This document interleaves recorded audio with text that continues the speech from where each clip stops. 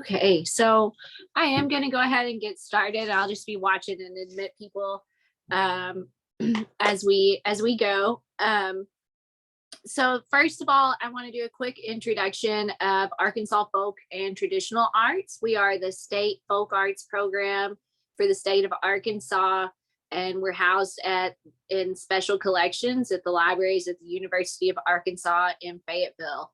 I work remotely from across the state in Jonesboro, Arkansas, and we have three mainstay programs. This webinar series, our community scholars training program, and our apprenticeship program. And you can learn more about that at folklife.uark.edu, and I'll put that link in the chat shortly. So today I'm going to be talking, we're going to look at a slideshow, and I'm going to be talking with Ed Pennebaker, who is a glass artist who's been practicing for over about 40 years, right? Almost 40 years now, with this art form, right? Yeah. He graduated with a BFA and an MA from Emporia State in Kansas. I think I got that right. And opened Red Fern Glass in Salem, Arkansas, but it's now in Clinton in 1985. And we're going to get into all the details. So if I got something wrong in that little short intro, you let me know, Ed. Okay. So let me go ahead and share my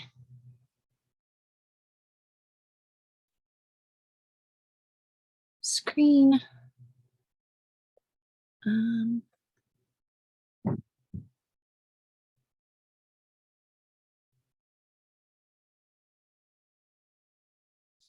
Okay, so got my PowerPoint up, and I assume we can all see that, right? Yeah, okay. Yes. Okay, good deal. And I saw one of my coworkers, colleagues, Dina, got in. Dina, would you mind to stick the folklife.uark.edu link in the chat for us? Okay, so here's some information about where Ed is right now, and we're going to go ahead and start with our live interview. So as I mentioned, Ed finished college in the late 70s, right? That was at Emporia. Right, graduated in 78. 78. Mm-hmm. Okay, and at that time, his focus was on printmaking and screen printing. So you want to tell us about this piece here that we're looking at? This is from my graduate exhibit in 1977. So I majored in printmaking. I did mostly screen printing, which I got started screen printing when I was in high school, and just enjoyed it and just kept up with it all the way through college. So, and then right here we see another, an airbrush painting, and then a photo of you working with glass, right? With Chuck Watson. But first, I want to, so when did you first become interested in glass art, and how did that start?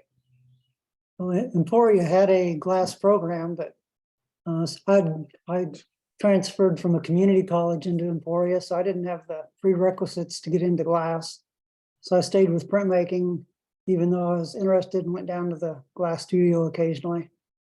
I really didn't get to blow any glass until I started working with Chuck Watson in Liberal, Kansas. And that was when I was an artist in the schools, artist for Liberal.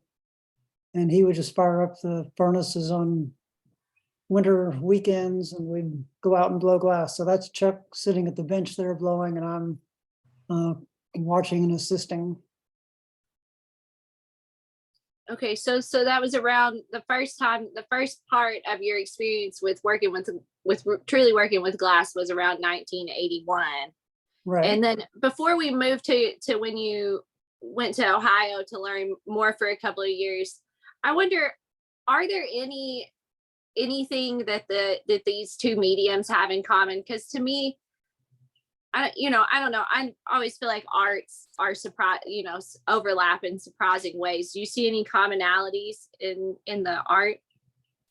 The commonality that I kind of see is the prep work. Printmaking takes a lot of prep work and getting ready before you actually produce a print, and glass is kind of the same way. There's a lot of tools and techniques involved, and everything has to be prepped before you actually come up with a final product. So when you have an idea, I'm asking this question on the fly. I didn't prepare you for this one. But when you have an idea for a new artwork with glass or whatever medium you're using, do you kind of see that image in your head ahead of time, or is it something that you work toward in it, and it, like, as you create it you see it more, you know what I mean? Yeah, I see it as more of kind of a process of, you have sort of an idea and then you kind of play with it as you work and it kind of develops. I usually don't have an idea and then just make that idea. It's kind of a gradual in the work progress kind of thing. Yeah. Okay. I okay. I love that. Okay. So then around 1983, it looks like you ended up at Hale Farm and Village, which is in Bath, Ohio.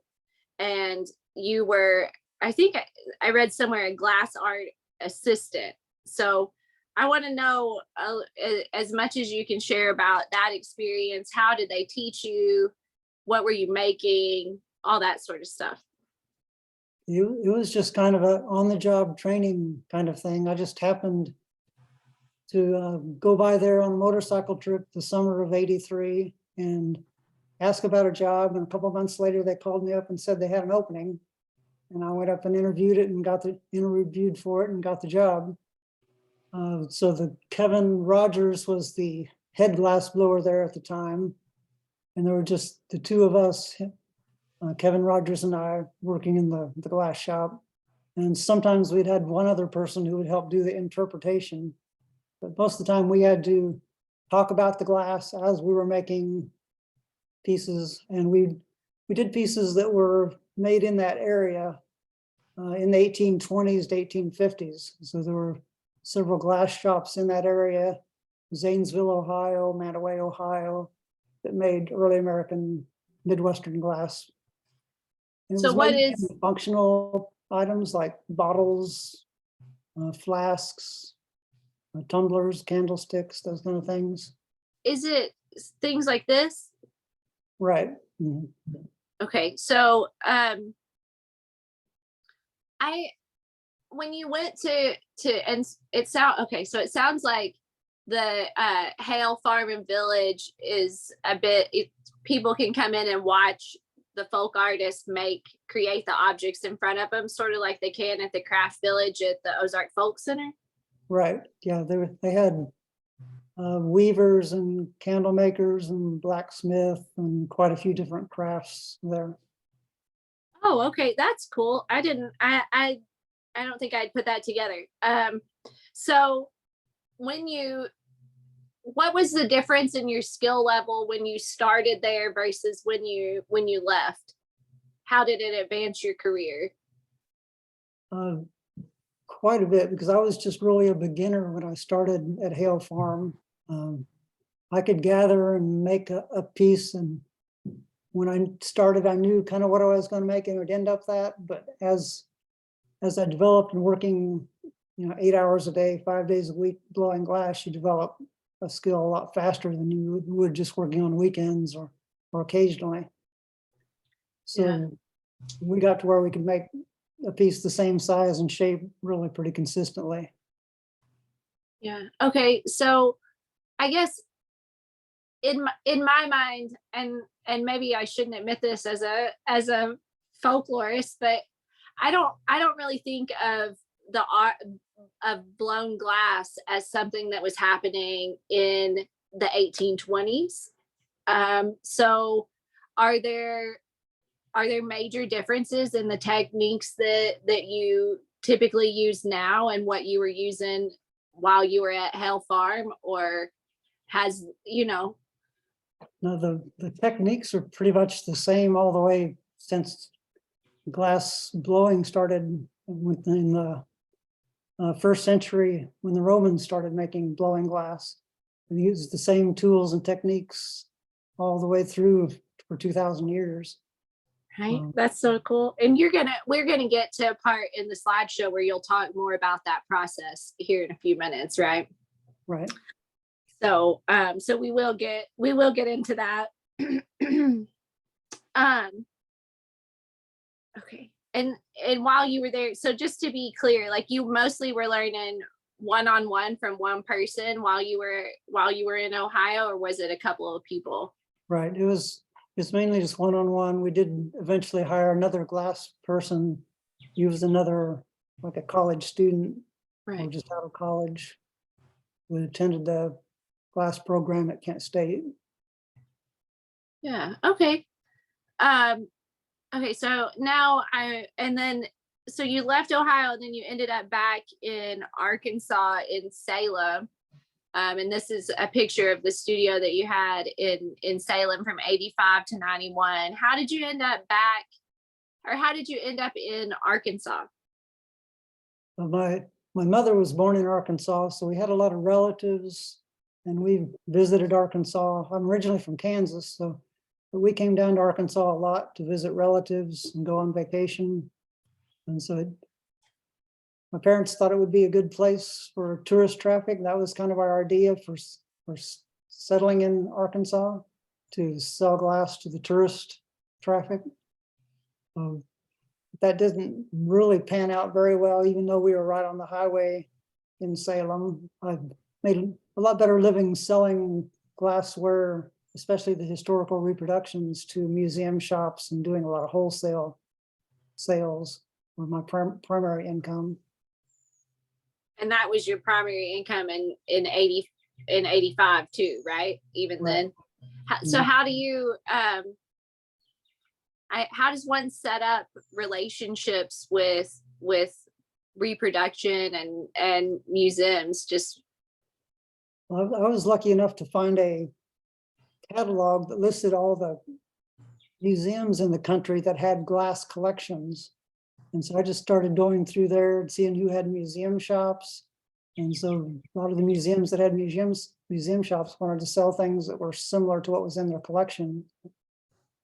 okay.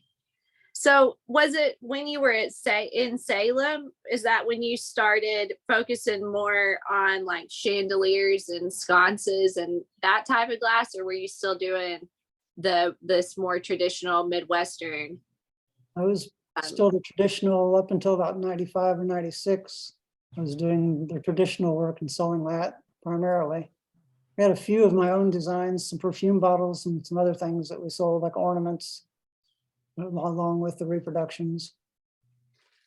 Okay, so that would have put you here in Osage, right? When in this studio space, when you started working on the chandeliers and more like neo-tradition, or the more new stuff. I shouldn't say neo-traditional because I don't know if that's correct. The newer work started in Osage. Okay, so what is it that drew you into, which I want to, let me so here's Ed's web page. I hope it switched the screen over to that, where he has sculptures, chandeliers, and sconces advertised, and his work is available in a lot of different places in Arkansas. I feel like, yeah. So you can see which we'll get to some other pictures of some of his work installed. I really love this one. It's just so pretty with the light. But anyway, oops. His sculptures, and we'll talk about that in a minute. Sconces.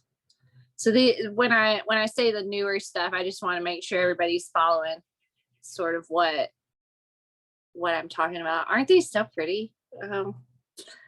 That's rhetorical. You guys don't have to respond. Okay, so we're back to, so what was it that inspired you to go into that style of work? Because it's pretty different, at least in looking at it from.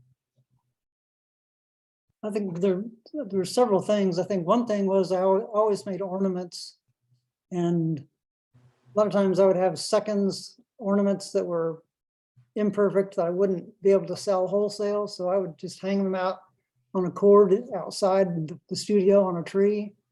And so they started developing into clusters, like the piece on the left there. That's just seconds ornaments hung on a string outside the studio. And then the kind of the sculptural quality of those started being of interest to me, and started putting pieces together on purpose like that to try to sell. Right.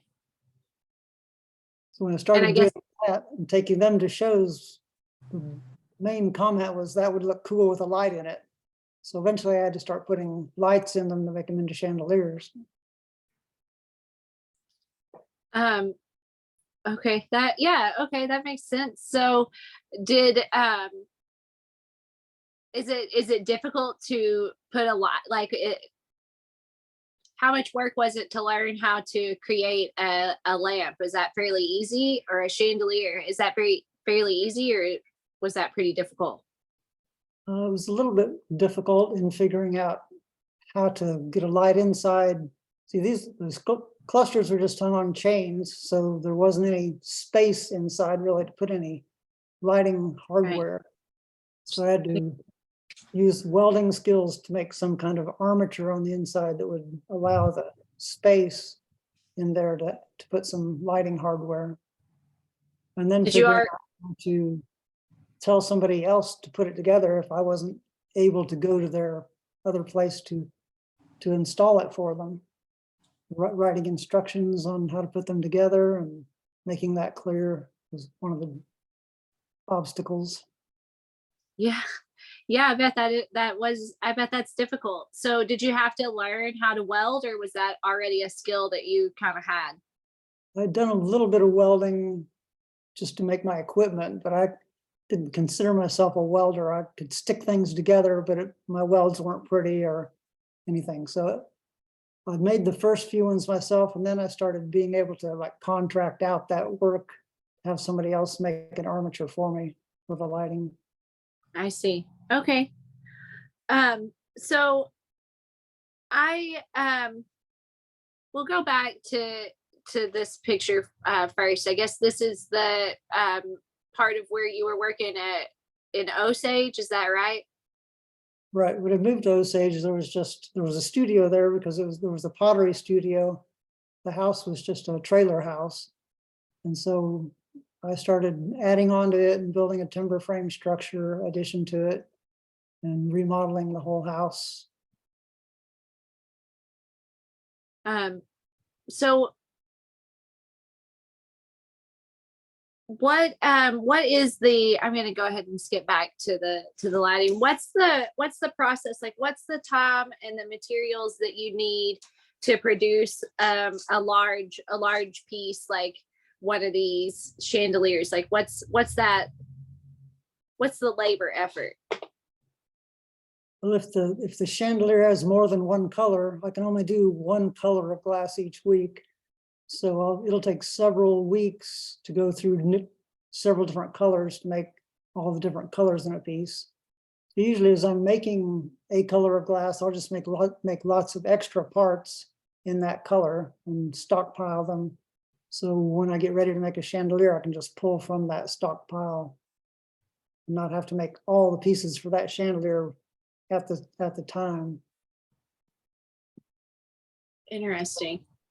So there's glass, melting the different colors of glass, where a lot of glass blowers melt clear glass and add color to it by rolling it in frit.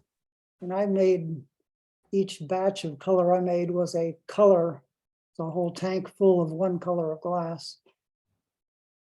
Wow. Okay. So when you make, you've got that one color that you're using for the week, Because to me, I see that the shapes have something in common here, but like this, the on the right side, the shape for what's, because I assume you made what's sitting on this table also, right? Mhm. And then these all three pieces have very different, they're similar, but they have different shapes, different sizes. So are you making like the same when you need to repeat it? Are you making the same piece over and over again? Or when you use that color, you making a variety of shapes? How many pieces can you make in a week? Ask a lot right there. Sorry. through the week I'll make several different styles of pieces and several different shapes. And I'll start at the beginning of the week and make the bigger pieces. And there's basically 4 different shapes for the chandeliers. Of the long, narrow pieces, like I call the ones on the left ensiform style, because they're kind of a flowing piece. Yeah. They're kind of flat instead of twisted. The other ones are twisted and actually wrapped around a pipe to make the pieces in the chandelier on the right. Right. And the pieces on the front sculpture are just, I call them spikes. They're just pulled out straight without twisting them or letting them flow unevenly.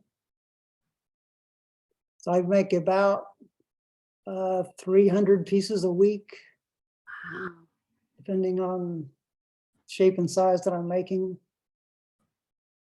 That's wow. That's a really big number. That's impressive. That's really cool. So I have a detail question. In the sculpture that's on the table on the right, I see like lines that are in the glass. How does that come about? Do you have to make those lines, or does that happen naturally? The they're called ribs. We call them Yes. optical ribs in the glass. Yeah. They come from what's called a dip mold or an optic mold. So right after I gather the glass out of the furnace, I dip the glass off the end of the blowpipe into that mold. And then I take it out and blow it and shape it. So I can make lots of different shapes from that piece of that same mold. But I can twist the ribs to make them spiral around, or you can leave them ribs straight up and down, or you can even dip it in the optic mold again and make what's called a broken swirl. So it has kind of a popcorn effect to it. Wow. That's so cool. Okay. And you create the mold also. The Not, molds are available commercially from I see. like Steiner is a company that makes glass blowing molds. Okay. Those So, are the same type of things that were used to decorate glass in the mid Western style glass. That was a common pattern in that glass also, the historical pieces that I was making. yes. Okay. Yeah, I see. That makes sense. Thank you for making that connection, because I hadn't thought about that yet. So the next few photos.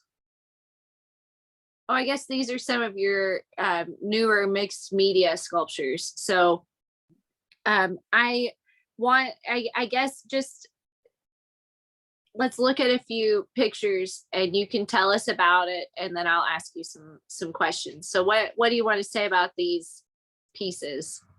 Both of these are kind of influenced by the fluidity of the glass itself. Just working with glass and the way it's real fluid. Because one is called dancing water.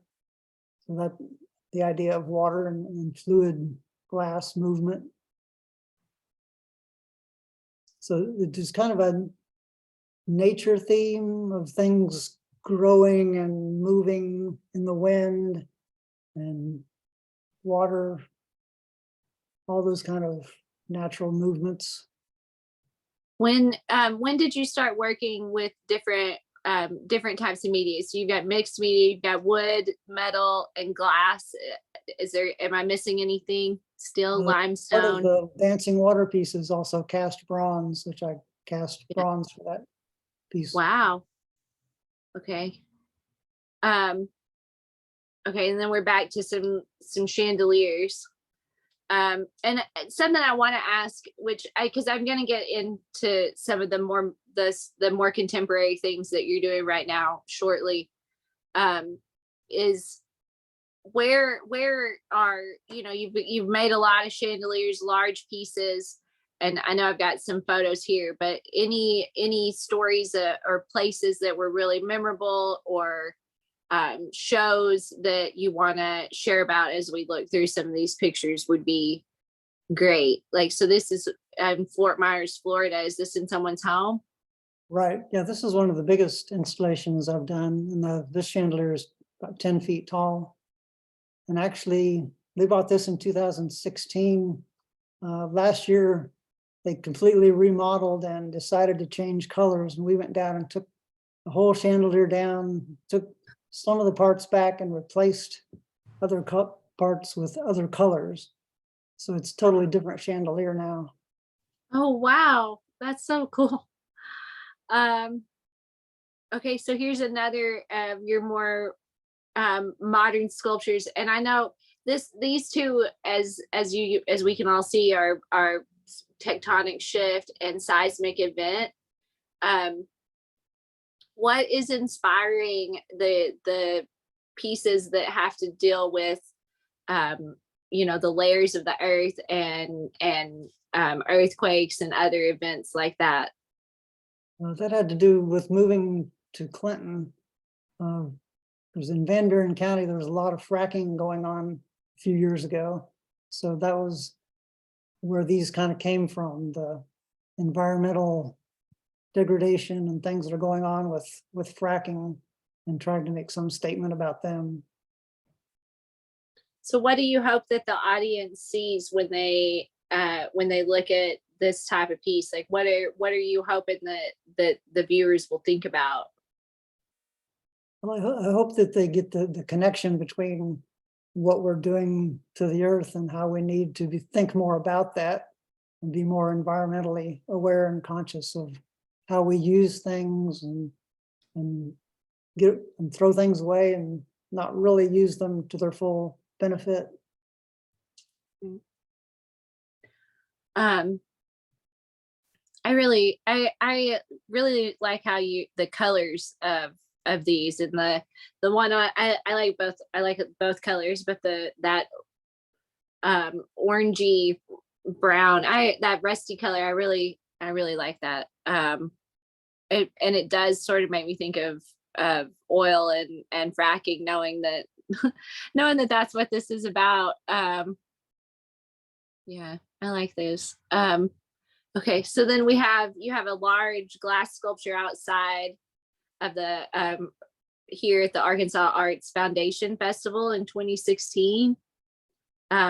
So we saw another piece in I guess the studio house in Clinton, but this is so much larger. What's the process of making a large piece like this, and what's the inspiration?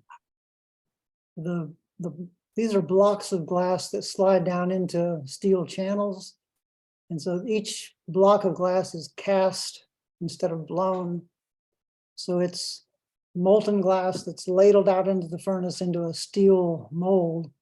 And then different things are pressed into it to make the textures on the glass, usually just metal tools. And sometimes the plate underneath makes a texture. But primarily it's just pressing different things into it, and actually sometimes even drawing into the hot glass to make different textures. Wow. Okay. What's the inspiration? What are you hoping viewers will? Texture does to the optical qualities when you look through the glass. There's kind of the interest in these. What about the color scheme? Is there anything behind that, or why you chose these colors? No, the colors are kind of random, just what I had in stock at the time, because when I started making these blocks, they were just like leftover remnants. At the end of the week, there was some glass in the furnace that I had to get out of the furnace so I could change colors. So that's what I would use to make the blocks, was just the remnants of the end of the week glass. So it's kind of just what was left over. Okay. So here's another of your more modern pieces, and I know that in the work that you're making more of now, that you're really working to reflect the environment, and that the environment and what you're seeing around you inspires you, or at least that's my understanding. So can you talk a little bit more about that and how it's reflected in your pieces? This one actually had kind of a more of a political statement to it. It was during the time of, and what we're still going through, of how political things are actually hidden meanings, the way people say things. So the transparency of the glass, and then the way the wood looks as a texture, when it's actually real smooth, but it looks real, but it's not real smooth at the same time. Is kind of interests me about it. Wow, I like that. That's really cool. Yeah,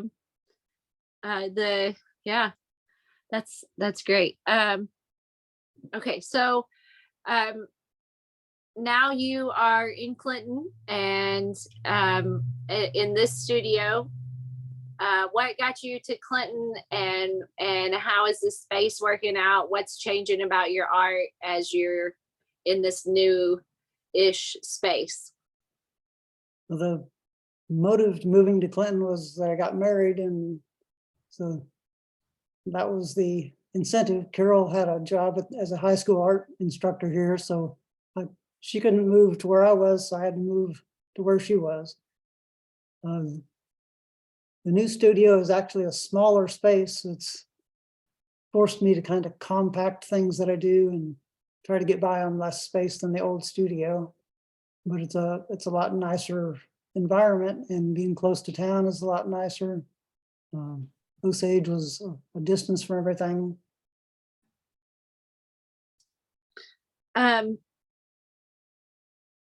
Okay, I'm gonna keep, and this is a shot from above of your working space right now. Is that right? Right. Yeah, this was when I was just moved and was getting ready to rebuild the furnace. It was so heavy and unwieldy that you couldn't move it all in one piece. I tore the whole glass furnace apart and brought it to Clinton, and then had to put it back together. And you've had some experience in your career as an artist with needing to repurpose spaces, or having to rebuild, redo, make use of what was on hand, I guess, because you as you already mentioned, your studio in Osage was once a pottery studio.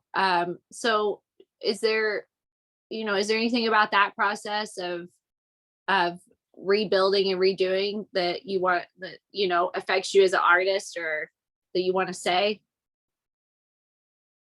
I think organizational skills for an artist, a lot of times that's a problem for artists, but I think if you're a glass blower or some of the other arts really require a lot of organizational skill to get things put together and to make them work. You have to be kind of a jack of all trades and learn how to weld and how to do electricity, and do a little bit of everything to get the infrastructure that you need to make your product. Yeah, that's not a perspective that you hear a lot when it comes to art and artists, and that is true. Okay, so before you talk about the glass process, I'm going to go back to this sculpture. When you do these larger pieces, and it could be a chandelier, it could be this type of sculpture, it doesn't matter. What's the difference in the process when it comes to setting, indoor versus outdoor? How does that change the way that you're thinking about what you're creating?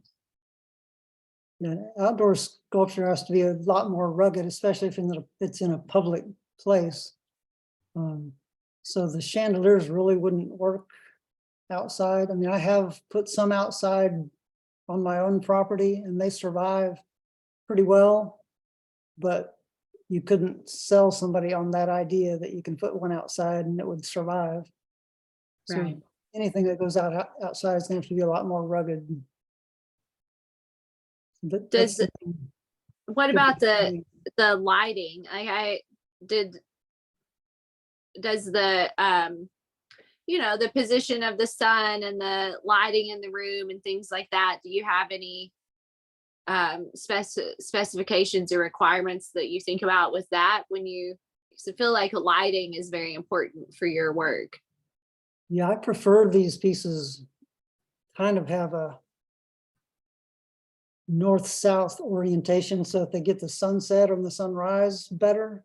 Mhm. But I don't require that, but I think that's the way they go better, is that if you can at times see the sun through them, Right. get a backlit piece, it looks a lot better than when it's front lit or side lit. Okay. Okay, so and you can see this green chandelier that you've got outside here, and I really love that thing. That's so pretty. Okay, so go ahead and let's talk a little bit about the process of working with glass and making glass. And you can just tell me when you want me to change the slide. Okay. Well, glass is called an amorphous solid. Some people want to call it a supercooled liquid and think that it continues to move all through its life, but that's really been a myth that's kind of should be dispelled. It's really an amorphous solid. Glass is its own type of solid. It's not like metal. It's not like anything else. It's a non-crystalline, has a non-crystalline structure. And of course, it's made from silica, soda ash, and lime are the three main ingredients for the type of glass I make.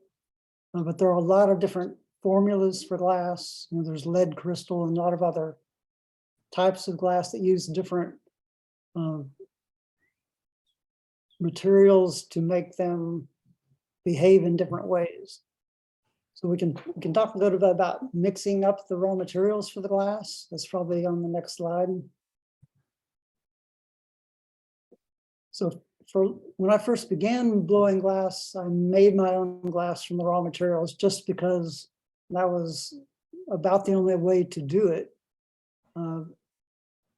So you've got, besides silica, soda ash, and lime, you have several other ingredients to help get the bubbles out of the glass or to make it more or less viscous at different temperatures. And then you've got coloring ingredients. You've got an ingredient to help get the bubbles out of the glass.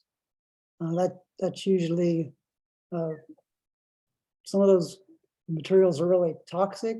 So you have to wear a respirator to protect yourself from the toxicity, plus from the silica, which can cause silicosis, breathing in the dust from the silica. All the ingredients have to be measured out. You see one scale, it's got the blue base on it. It's for measuring large amounts of materials. And then you can barely see a scale just above that on a shelf in the back. It's a gram scale. So some of the coloring ingredients have to be measured very precisely. In 100 pounds of a batch of glass, I might use 10 grams of cobalt to make a color of blue. If I use 100 grams of cobalt, it'll be almost black. It'll be really dark. So you have to be pretty precise to make the colors that you want to and control the colors. All the ingredients are mixed together. Now I use a cement mixer to mix them together. I used to just have a 50-gallon barrel that I rolled on some casters by hand. Then once those are mixed up, I usually also add some of my old glass. It's called cullet. When you're making glass, there's a lot of scrap material that pops off the pipes and and might be otherwise wasted, but as long as I'm using my own glass, I can remelt that. It actually helps the glass melt faster and makes a better glass quicker. Okay. Next slide. Sure. So I think this is a video showing kind of a panoramic view of the studio. So we start all the blowpipes. You want me to play it? The pipe stand. And then it pans over to the glory hole. Glory hole is a piece of equipment that you use to reheat the glass as you're working on it. The pipe warmer to keep the tip of the pipe hot, so that when you stick the pipe into the furnace and gather glass, the glass will stick to the end of the pipe. There's another glory hole that is not running currently at the moment. Then there's some buckets of what are called blocks, of cherry wood blocks to help shape the glass, and then some of the other tools shape the glass. And then the annealing oven, that every piece that's made has to cool down real slowly overnight to keep from cracking. So actually making a piece, when somebody asks, how long did it take you to make that piece of glass? It's really hard to come up with a concrete answer, because I'll spend 2 hours mixing a batch of glass, and then I'll spend 12 hours putting that 120 pounds of glass into the furnace to melt it. And then I won't even be able to make a piece of glass until the next morning. So I've already spent 2 days mixing and melting glass before I can actually make a piece of glass. And then I might be able to make a piece of glass in 5 minutes, or 300 pieces of glass in a week. And so it's how do you divide up all that time? Yeah. Okay. That's really interesting. A lot of equipment and space and tools and knowledge required. A lot of specialized information. This looks like the same video again, so I'm going to skip it. Okay, so here you are. It looks like you're demonstrating to a group. How often do you do that? Videos, this is just a photograph. Yeah. But this is, I talked a little bit earlier about coloring glass, and usually I melt a tank of colored glass. This one, I'm actually picking up frit to color the glass on this piece. It's probably just an ornament. Mm-hmm. So frit is what is frit? Frit is colored glass that you can buy to, it's like crushed glass, is real fine, can be different frit sizes. It's just used to color the piece they're working on. If you start with clear glass, add colored frit, it'll color the whole piece. Okay. Is there anything else? I don't know. Is there more about the process that you didn't get to say? Most of the shaping of the glass is done at the glass bench. That's what I'm working on right now. At the bench, you sit down and you roll the pipe back and forth on the arms of the bench. And I'm using a wooden paddle right there just to, actually what I'm doing is trying to keep the piece straight on the blowpipe or on the punty rod. I've actually transferred the blown piece onto a solid rod. So the next step will be to open up this goblet. Right now, the opening of the goblet is real small because it was broken off the blowpipe. Mm-hmm. And then I'll have to get it straight and then heat it up and open up the top of the goblet. Okay. Wow. So I see. Okay. Okay. So this is I think this is your last slide. This glass looks totally different from most of what we've already seen. What is this? This is so beautiful. This is a formula of glass I started working on the past couple of years. It's a formula that has silver as the primary coloring ingredient, but it also has tin and zinc and copper in it. So the coloring method of this glass is when you take it out of the furnace, it's a transparent color like any other glass. But what I do is I'll cut it and twist it and make it really uneven and then let it cool down. And then when I reheat it, it reheats differently because of all the unevenness in the glass. And that's what creates all the colors, the difference in the temperature in the glass and the way it's reheated makes the colors come to the surface. Wow. Okay, that's so cool. And you've been doing this for a couple of years? Right. Oh wow. Okay, so that's neat. I want to um oh we've done really well on our time. Before I stop sharing, I wanted to go back. Um oh, sorry guys.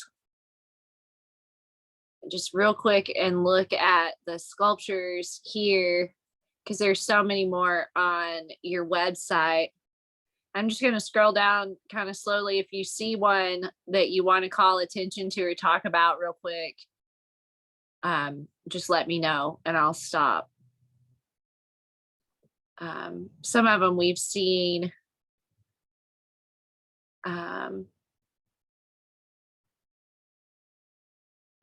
But I just think that this creative work that you're doing is really interesting, and it's always neat to see someone take that their traditional knowledge of an art form like you've done and then make contemporary, this whole new thing with it. Invasive species is one that's inspired by kind of the master naturalist theme, because I started seeing a lot of, I guess what I saw first was when we had the 2009 ice storm, I noticed that the trees around my property that got pulled down from that ice storm were the ones that had vines and things growing up in them. So to me, that was kind of the invasive things that actually made the environment so much worse, that it added all that weight to the trees and pulled them down. Yeah, that's interesting. Well,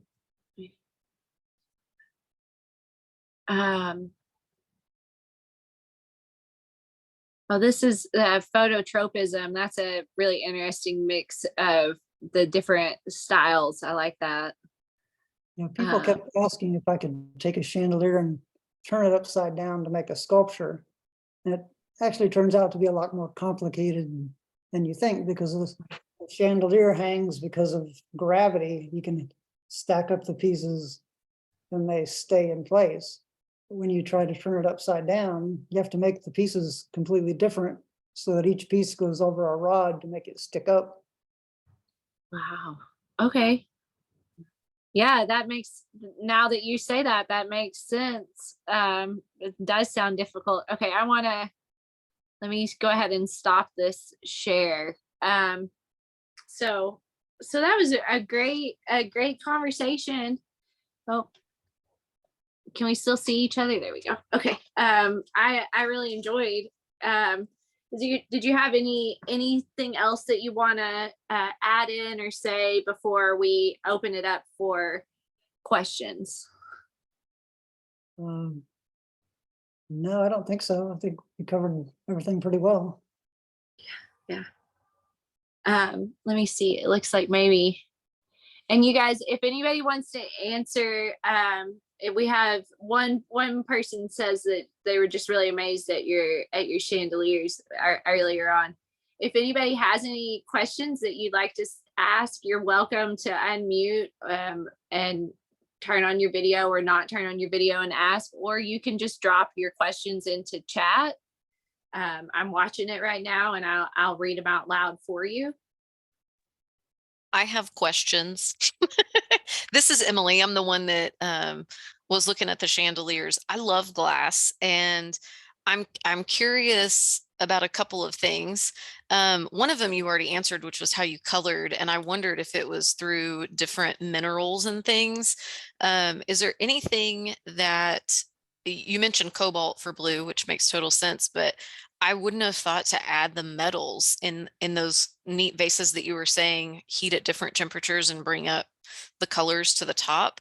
Is there anything that you've ever added to glass that surprised you as far as what color resulted, or are those are there pretty standard things that you add to make certain colors? They're pretty standard. You can research formulas. There's actually lots of books about formulas of glass, and I usually consult those when I'm trying to make a different color to see what I can do. One thing that's surprising is the reduction in oxidation in glass. Some colors require an oxidation atmosphere, so you can't make them if you have a oxidizing atmosphere. So you have to add charcoal or black tin or something to make the glass reduce to make those colors. Interesting. I'm sorry if I'm going to be annoying, but I have like 4 questions. I'm just curious. You said you made like 300 pieces per week, and because you make a large batch of a colored glass. How in the world do you store all of that until you're ready to make a project? Because some of those chandeliers were enormous. I've got about 4 walls in my studio lined with shelves and boxes of glass that are parts for chandeliers. I figure I probably have 5 or 10,000 pieces of glass just on the shelves ready to pick from for chandeliers right now. Oh my goodness. That's I am accumulated over several years, many years of making pieces. yeah. I'm terribly unorganized, so that just scares me to death thinking about it. And then the last question I had, so I do love glass, and sometimes, well, I just recently bought a glass bowl, and it's beautiful, and I know it's handmade, but I would love to know if there are any resources that you have to identify glass if it's not signed, because it blows my mind that people make these amazing pieces of pottery and glass, because I collect both, and they're unsigned, or I can't read the signature. And the most recent piece I bought isn't signed, and I've looked everywhere and I can't figure out who made it. And so I was just wondering if there are any resources that you know of where we might be able to look up pieces or do research on different glass makers. Yes, there are lots of Facebook groups that will help you identify glass. There's Early American Glass. Well, it's not called Early American, it's just American Art Glass. There's a Murano glass group. There's a Sooner Glass group, or Not Sooner Glass, which was glass that was made in Oklahoma or Yeah. on the Fort Smith area. There's lots of groups that will help you identify, and if you can even go to one of them, and if they say you could go to this other group, will help you with that one, because that's not what we do. You just have to look at Facebook and look for glass groups and find Interesting. one. They'll identify it for you. I am a part of the Murano group just because it's so beautiful. And one of these days I'm going to find a piece at Goodwill that I can afford, and I'm going to be thrilled. But until then, I will admire everyone else's pieces when they get to post them. So thank you for answering those questions. I appreciate it. You're welcome. Those were really, really good questions. Does anybody else have any questions? Oh. Christopher asks, if you don't mind, what is the story behind the tall lamp on the far right behind you? It looks very cool. Well, it's not a lamp, although people keep telling me I should put a light in it because it looks like a lamp. But it's actually one of my pieces from the fracking period. It's called a fracking mutant. And so it's kind of reminds me of going down into the earth and making those drilling that they do. And the end, you probably can't see, but on the foot of the piece, the glass on the foot is all cracked up. It was some incompatible glass that cracked. So I thought it was perfect for the fracking sculpture.